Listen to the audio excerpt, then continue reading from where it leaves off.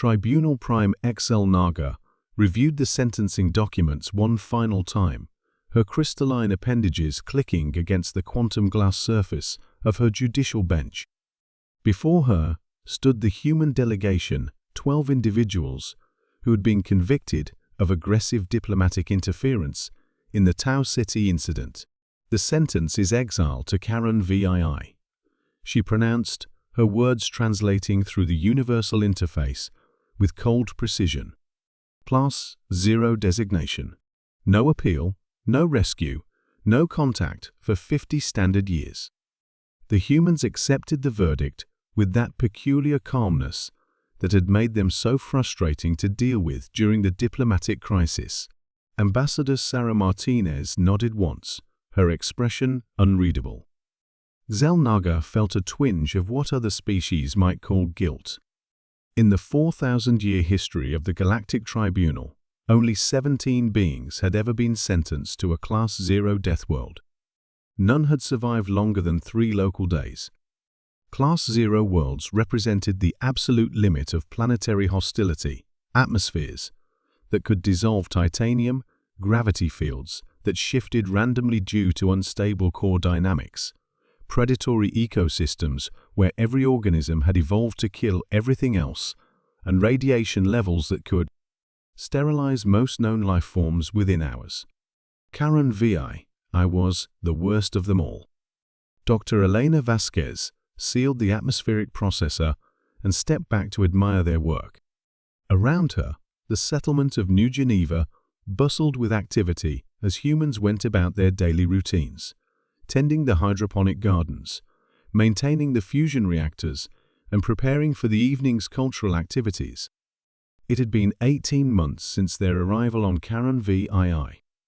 Elena called Marcus Chen from the communications array. We're getting another probe from the Tribunal monitoring station. Same pattern as last month. Elena nodded.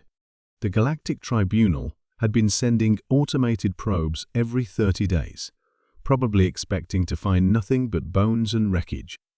Instead, they kept receiving detailed reports of human activity, agricultural development, and infrastructure expansion. She could imagine their confusion. The truth was, Karen VI wasn't actually much worse than Earth had been for most of human history. The atmospheric composition was toxic to most galactic species, but humans had evolved on a planet where oxygen, a highly reactive and technically poisonous gas, was a metabolic requirement. The variable gravity was challenging, but human inner ear adaptations that had evolved to handle Earth's complex rotational dynamics proved surprisingly effective. As for the predatory ecosystem, well, humans had evolved alongside some of the most efficient predators in known galactic history. Compared to Earth's sharks, lions, and venomous snakes, Karen VII's wildlife was merely exotic. Dr. Vasquez called Rebecca Torres from the Geological Survey team. You need to see this. Elena followed Torres to the edge of their settlement, where a massive excavation revealed seams of rare minerals that gleamed with an almost hypnotic beauty. Quantum coherent crystalline matrices, Torres explained. These formations can store energy at near-perfect efficiency. There's enough here to power a small fleet. Elena whistled softly. Have you run purity tests? 97% pure. The environmental conditions here, the radiation, the atmospheric pressure, the seismic activity, they're creating natural refinement processes that would cost billions to replicate artificially. As Elena studied the mineral samples, Marcus's voice crackled over the comm system. All hands. We've got incoming. Big incoming. Tribunal vessel dropping out of hyperspace. High Magistrate Zenta materialized on the bridge of the Tribunal enforcement vessel Divine Justice, her confusion evident in the rapid color shifts of her photosynthetic skin. The scanner readings from Karen VII made no sense. Confirm those readings, she ordered her sensor operator. Confirmed, Magistrate. Multiple human settlements across 3 continents. Atmospheric processors operational. Infrastructure signatures consistent with industrial-level civilization. Population estimate, approximately 50,000 individuals. 50,000? Zenta's colors shifted to deep purple, the Tribunal equivalent of shock. We sent 12 humans to that world 18 months ago. Actually, Magistrate, her communications officer, interjected. We're receiving a transmission from the surface. It's extensive. The main display activated, showing a middle-aged human woman in practical work clothes, standing in what appeared to be a thriving settlement. Behind her, Zenta could see other humans engaged in various activities, all looking remarkably healthy for being supposedly struggling to survive on a Class 0 Deathworld. "Hi, Magistrate Zenta," the human said with a slight smile. "I'm Dr. Elena Vasquez, current administrator of the Karen VII Colonial Collective. I believe you're here to check on our progress." "Progress?" Zenta managed. "You were sentenced to exile on a Deathworld. How are you not only alive, but apparently thriving?"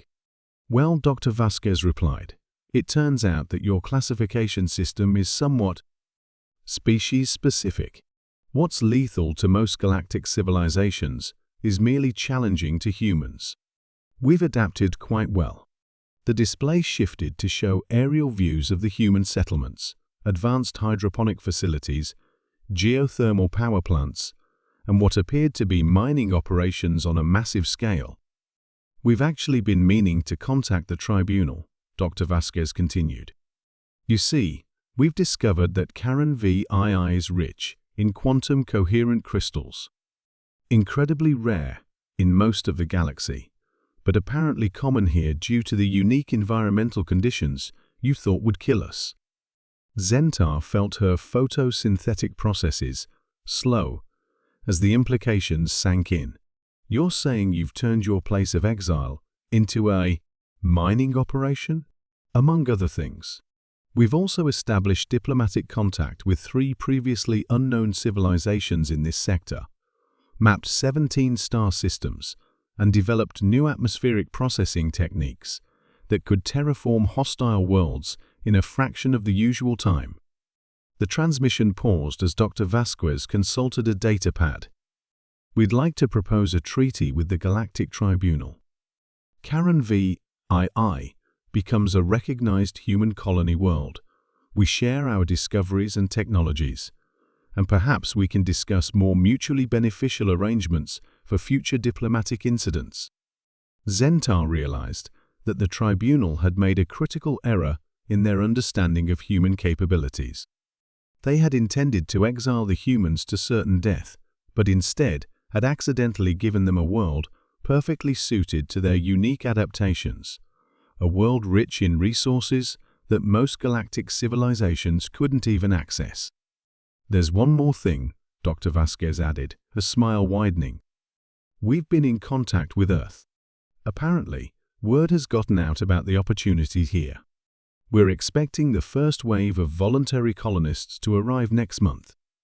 About 10,000 individuals, including terraforming specialists and xenobiologists." As Zenta watched, the display showed massive cargo ships emerging from hyperspace, bearing the distinctive markings of human interstellar commerce. The humans hadn't just survived their exile to a Class 0 Deathworld. They had turned it into the foundation of an interstellar expansion that would change the balance of power in the galaxy. "I believe," Dr. Vasquez said diplomatically, "we have a great deal to discuss."